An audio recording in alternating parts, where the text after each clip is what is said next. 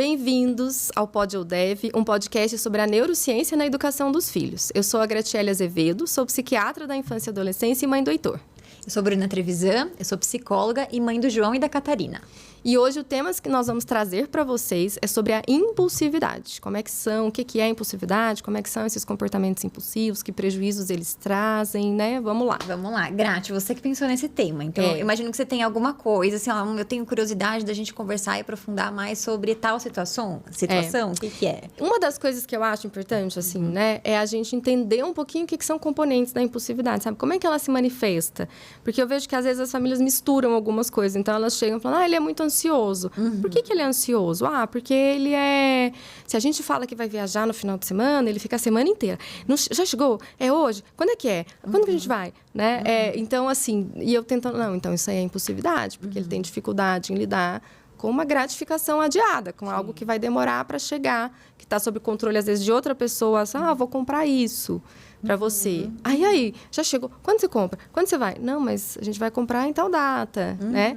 Então, talvez entender, explicar um pouquinho o que é a impulsividade. Eu acho que você colocou uma coisa bem importante. Porque, no senso comum, a gente fala que esse comportamento é de ansiedade. Eu tô ansiosa positivamente por alguma coisa que vai acontecer. A gente acaba usando isso.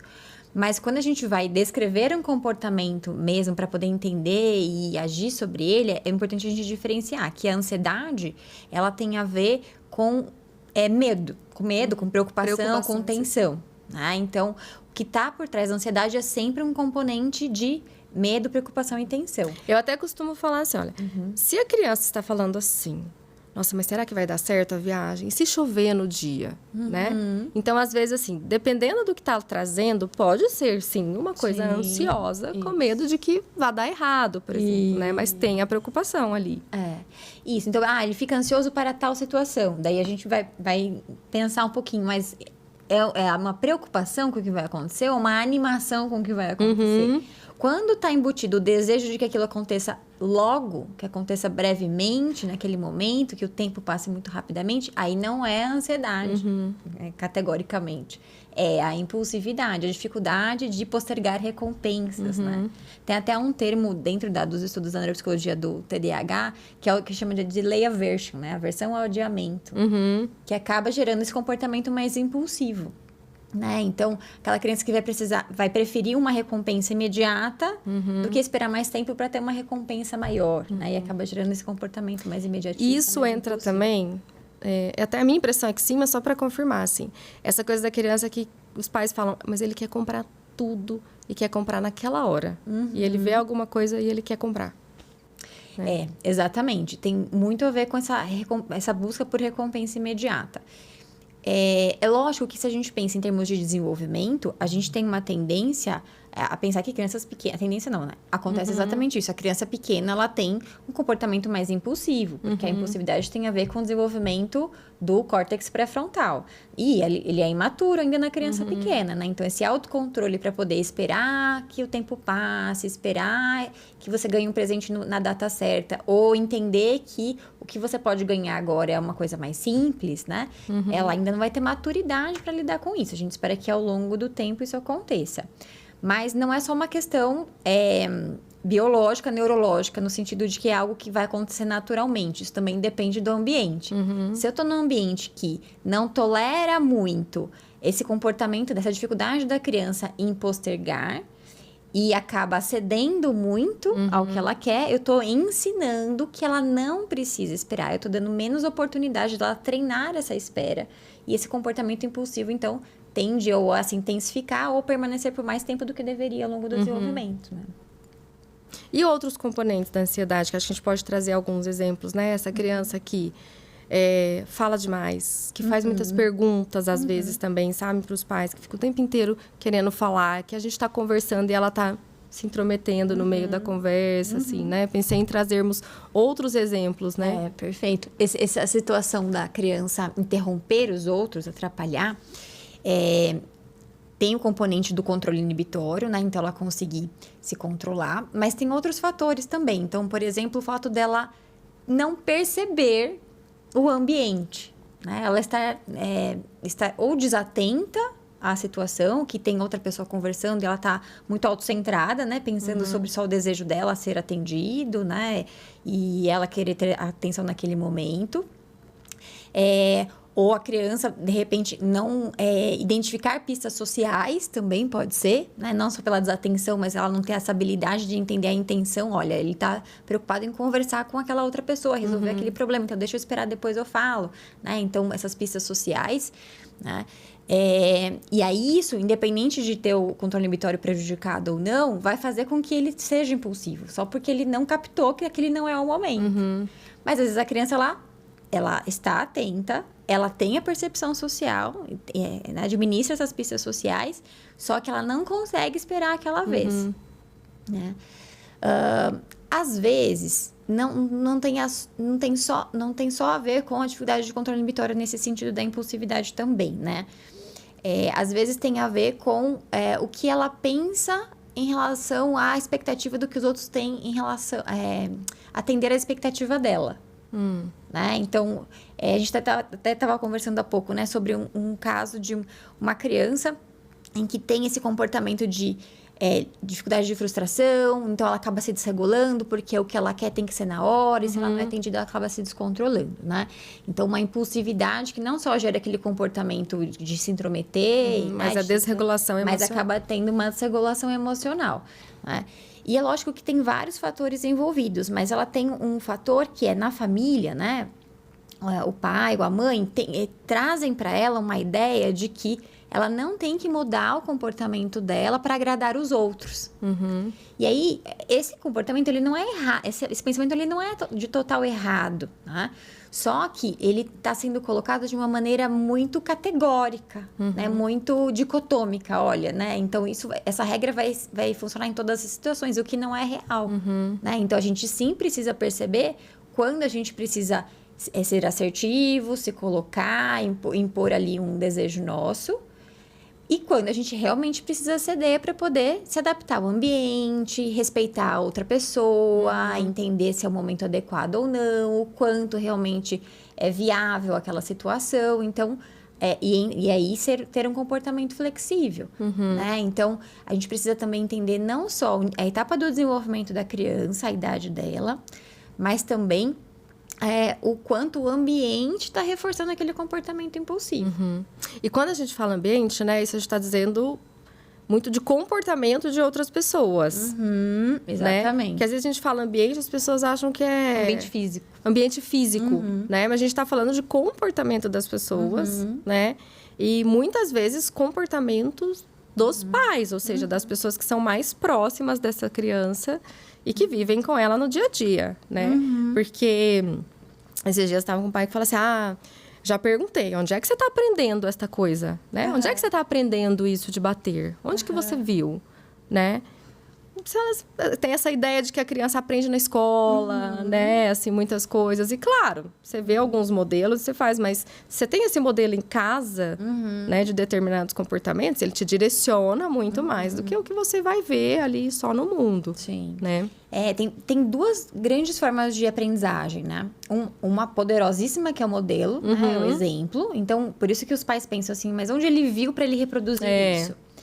Que pode ser, né? E de repente ele está exposto à tela, às vezes não é ele mesmo que está assistindo alguma coisa, mas aí a família está assistindo alguma coisa. Um primo, né? mais velho viu tal e coisa. Ele passa e vê, né? Então, ele está sendo exposto àqueles modelos, querendo ou não, né?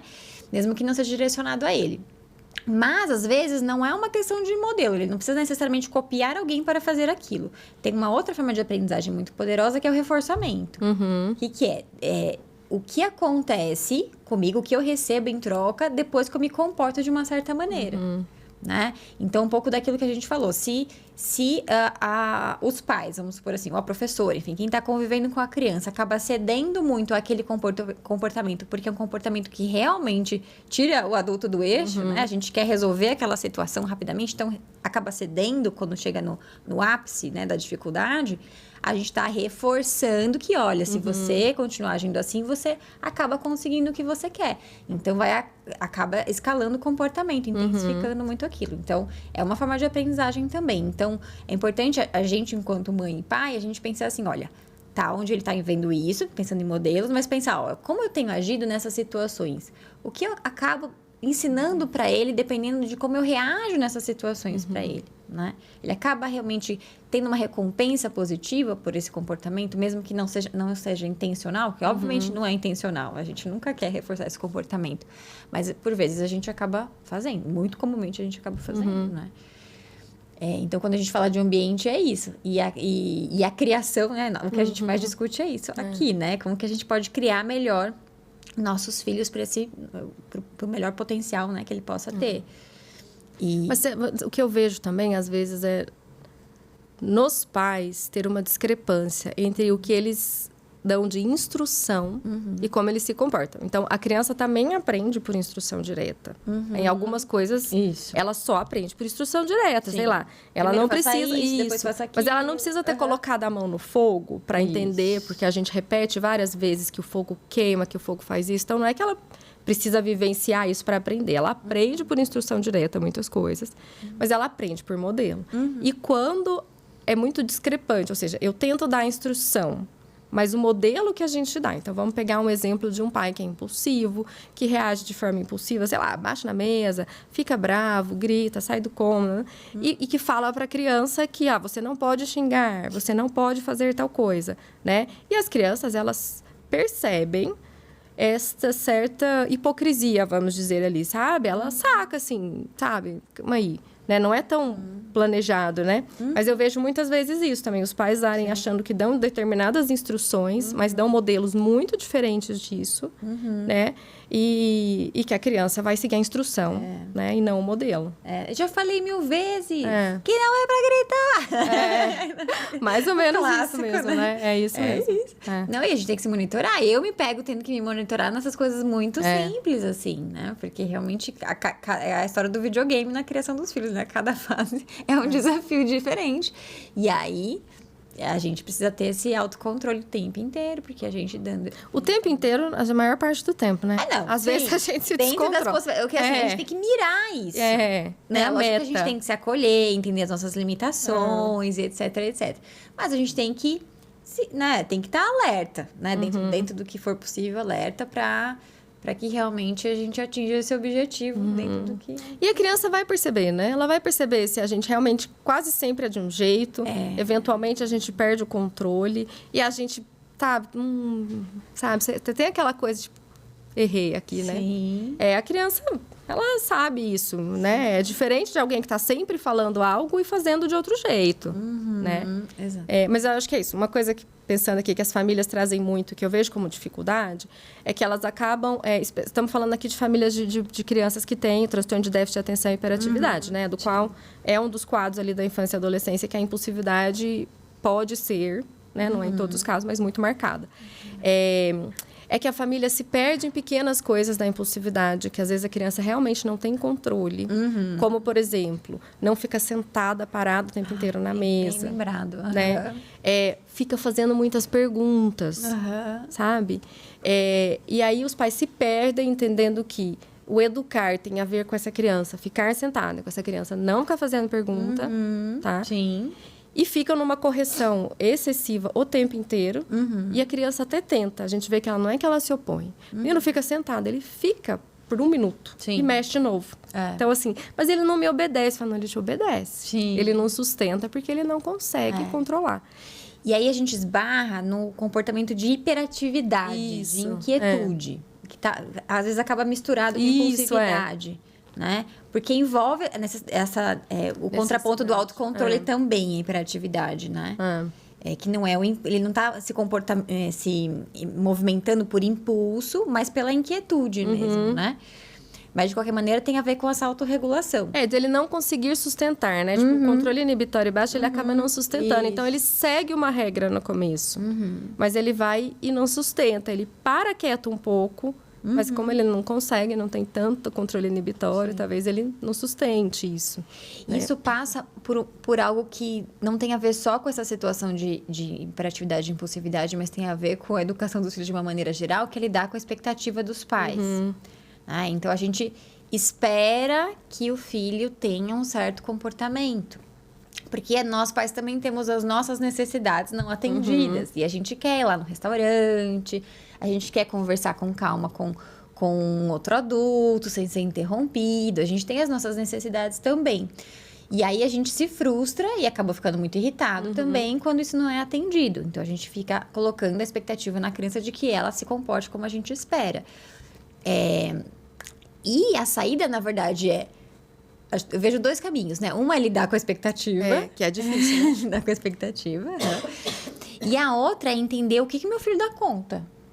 Olha, toda vez que eu vou no restaurante, é desse jeito que funciona. Por que eu ainda tenho a esperança de que se eu for hoje, ele vai se comportar diferente? Não, eu tenho que usar a minha inteligência para entender padrões. Então, aquilo está se repetindo.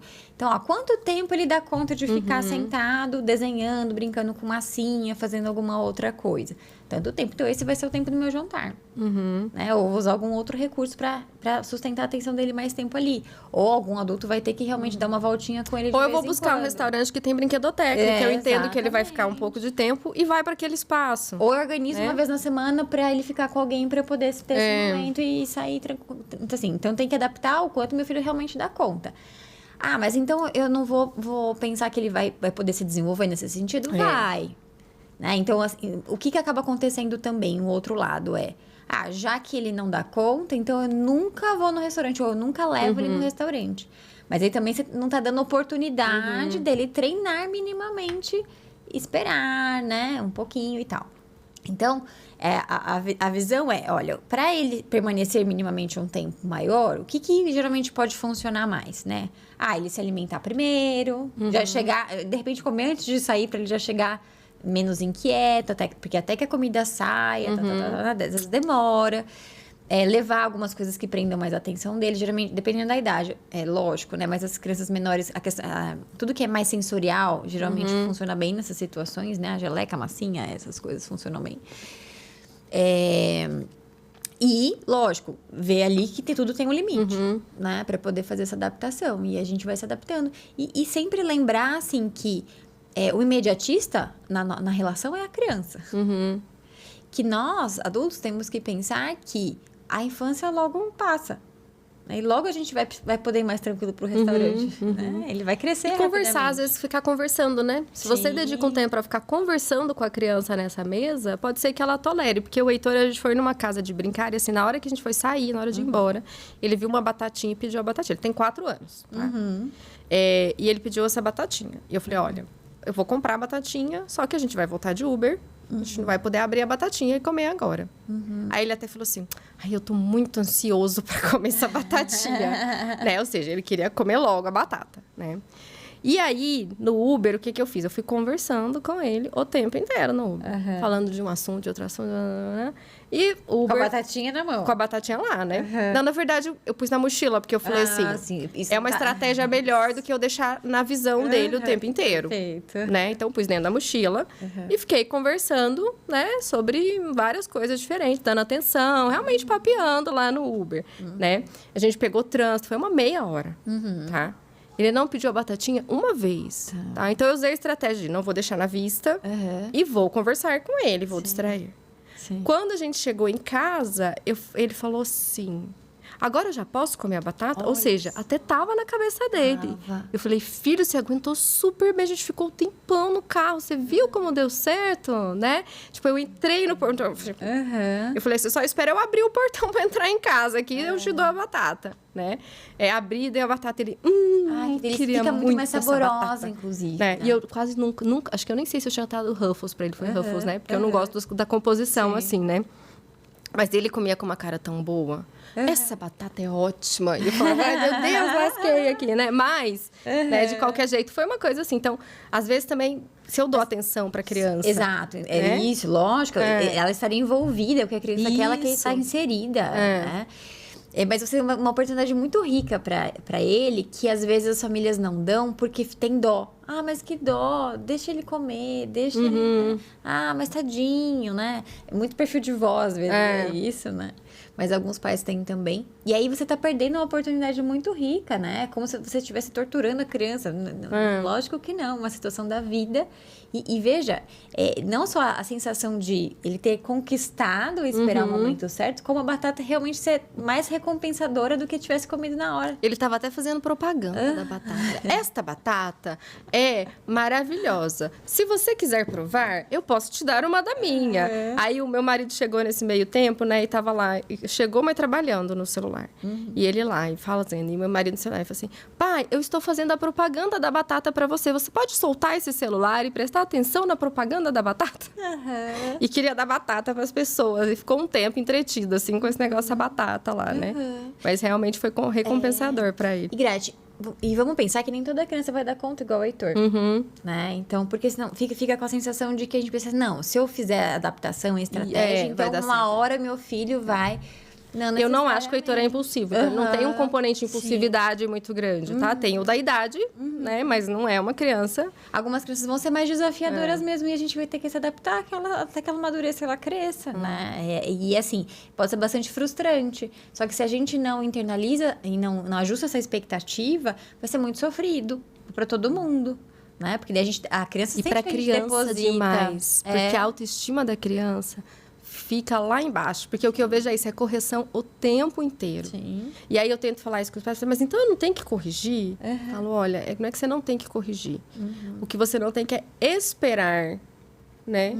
Que com esta correção ele mude o comportamento. Isso. E você não pode ficar só corrigindo o tempo inteiro. Porque aí fica uma criança que entende que ela não tem coisas boas. Que ela é o tempo inteiro corrigida. Está sempre errada. Ela está sempre errada. Uma crença muito típica, né? Eu sou errada.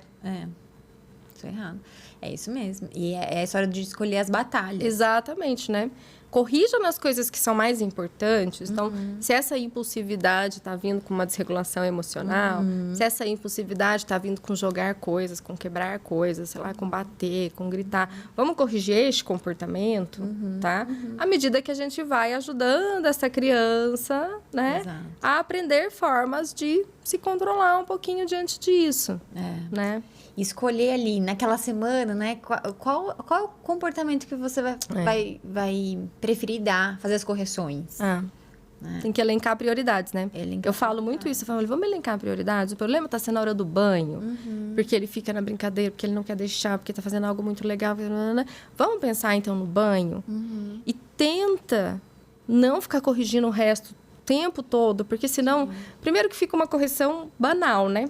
A própria correção fica banalizada. Porque você fala, a criança não faz. Ou você não dá uma consequência, ou você explode com a criança, porque está exausto de ficar falando, né? Então, ela não tem sentido, né? Ela não deixa de ser uma correção ali, porque ela não está corrigindo nada. Ela só está trazendo atrito na relação. Exatamente. E aí, a gente nunca pode perder o objetivo principal, que é a qualidade da relação, né? A qualidade da relação. É a qualidade da relação de confiança, de afeto com os pais, que vai tornar essa criança segura, né? Mais regulada emocionalmente, né? Então, isso não pode se perder nunca, né? Vamos fazer um Pode ou Deve? Nossa, nem pensei. Vamos, ué. Vamos pensar. Acho que mais retomar os pontos que a gente falou, talvez, né? Eu posso ter expectativa de que meu filho, ele vai deixar de ser impulsivo? Eu acho que a expectativa, pensando no longo prazo, né? A gente até pode ter, tá? A gente não pode ser imediatista nessa expectativa, de achar que, assim, eu vou dar agora um comando e essa criança vai fazer, ou entender que essa criança está me desobedecendo se ela não fizer, tá? Porém, a gente sabe que a impulsividade nem sempre desaparece, falando aqui de crianças com TDAH, tá? Ela nem sempre desaparece, né? Ela pode vir na vida adulta, então, aquela pessoa, às vezes, que faz gastos impulsivos, que não sabe, né? Não consegue manejar as próprias contas, por exemplo, tá? Então, ela pode, sim, se sustentar até lá, embora ela vai mudar, né? Não é aquela pessoa, talvez, que está jogando ali, mas uma pessoa que no trânsito grita com os outros, se desregula, né? Mas acho que sim, a longo prazo a gente pode ter. E a nossa meta é que a gente ajude essa criança a desenvolver, né, as ferramentas para isso. Mas de curto prazo não dá para ter essa expectativa. Tá. Pode ou deve levar a criança no impulsiva no restaurante? Aí é deve, né? Deve com ajustes. Sim. Tá? É isso que a gente falou. Se eu não levo nunca, eu não estou dando oportunidade para. Mas se eu levo para ficar gritando, para ser uma coisa estressante, que a gente vai sair do restaurante todo mundo com a cara amarrada porque foi péssima, porque ele gritou o tempo inteiro, é uma experiência muito ruim, né? A ideia é que seja uma experiência boa, né? Que mais? Pode ou deve corrigir a criança quando ela fica interrompendo as outras pessoas em público? Nossa, corrigir, né? Eu acho que é essa a correção. Eu acho que a gente deve explicar para a criança que existem regras, sim, de comportamentos, que a gente não pode ficar intrometendo nisto, tá? Mas eu também preciso entender que se eu não der para ela instrumentos, ou seja, então, olha, eu vou te dar talvez uma massinha aqui, eu vou dar uma coisa para você brincar um pouquinho, porque agora a gente não pode ficar. Então, se eu não instrumentalizar a criança, eu não posso esperar que falar para ela a regra vá resolver o comportamento, né? Tô pensando, você tá me bombardeando e aqui eu não tô dando tempo de pensar numa pergunta para fazer aqui de pode ou deve, né? Eu tô pensando assim, deixa eu ver.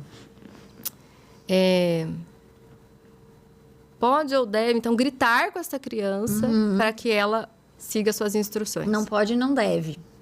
Porque a gente está modelando a criança sobre o gritar, está ensinando, olha, gritar é uma coisa que pode ser usada de vez em quando, em alguns momentos.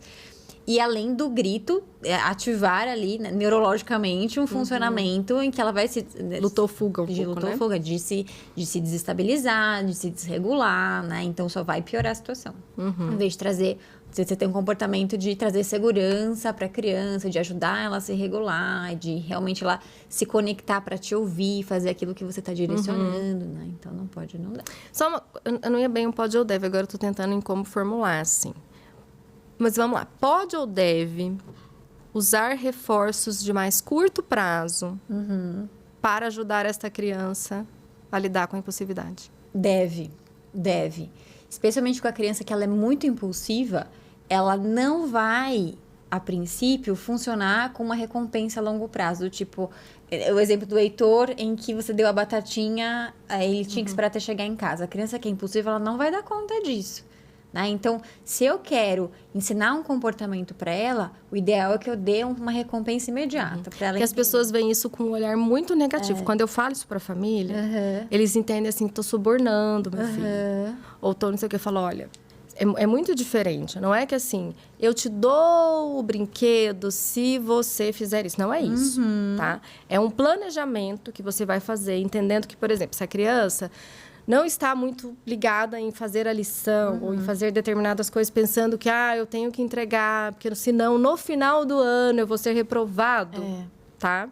Eu vou falar, olha, quando você faz a lição, em tal horário, em tal dia, de tal forma, tem esta recompensa, que não precisa ser um grande recompensa, tá?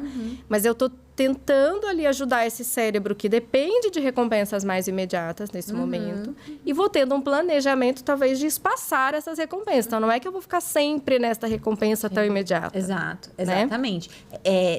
Não pode ser algo aleatório, né? Então, apareceu a demanda, eu vou lá e faço a barganha. Isso, que aí essa chantagem, a barganha. Né? Tem que ser planejado. Olha, estou trabalhando o comportamento tal. Né? Então, eu vou, durante um tempo específico, eu vou usar, de repente, uma recompensa artificial. Por quê? A recompensa artificial, ela dá a oportunidade daquele comportamento acontecer.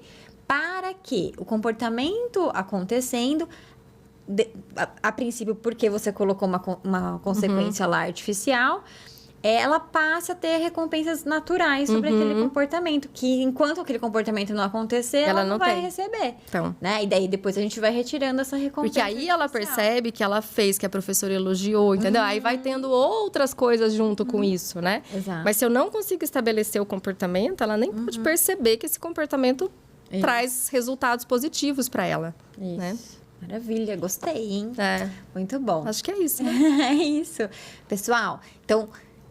curtam aqui nosso vídeo, compartilhem mais para que esse podcast atinja mais famílias, mais mães e mais pais e tragam temas pra gente. A gente gosta muito de saber o que vocês precisam ouvir pra gente também trazer os nossos convidados, né? Convidados muito especialistas, que têm um conhecimento científico e prático bem relevante. Então, Tragam esses temas pra gente, tá bom? E compartilhem pra quem você acha que esse podcast pode ajudar, tá bom? Até a próxima. Tchau, tchau.